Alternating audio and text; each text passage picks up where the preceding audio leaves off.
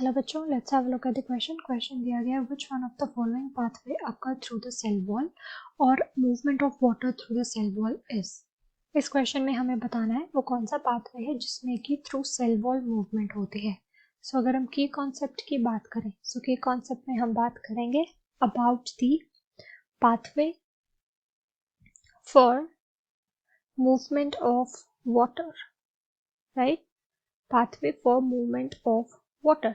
अब हमें पता है वाटर की एब्जॉर्प्शन कहाँ होती है। वाटर की एब्जॉर्प्शन होती है रूट्स में, एंड रूट से ही जो वाटर है वो अपवर्ड टुवर्ड्स द स्टेम जाता है and towards the other parts वो मूव करता है। सो इसके लिए उसको एक पाथवे चूज करना पड़ता है। सो दो पाथवे हमारे पास यहाँ पे इन्वॉल्व होते हैं। एक है एपोप्लास्टिक पाथवे जैसे हम कह सकते हैं, एंड दूसरा है हमारे पास सिम्प्लास्टिक पाथवे।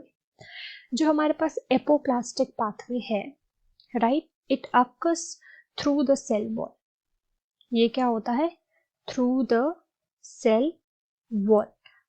ये थ्रू द सेल वॉल होता है। यहाँ पे जैसे हम ये देख सकते हैं, ये वाला जो एरो है हमारा, ये जो डार्क पार्ट है ये थ्रू द सेल वॉल जा रहा है, राइट, एंड कोई भी यहाँ पे क्रॉसिंग नहीं होती है। अगर हम बात करें सिम्प्लास्ट की, राइट, सिम्प्लास्ट की अगर हम बात करें, सो यहाँ पे हम देखते हैं that water molecules passes through plasmodesmata. अब प्लाज्मोडेस्माटा जो होते हैं वो पॉइंट ऑफ कनेक्शन होते हैं between the two adjacent sales.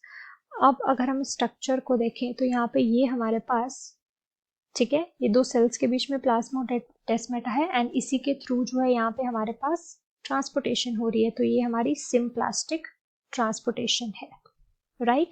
तो हम यहाँ देखें which of the following occur or movement of water through the cell wall is. Cell wall के थ्रू कौन सा होता है? एपोप्लास्ट होता है। So option A is right. So I hope you understood the question well. Thank you.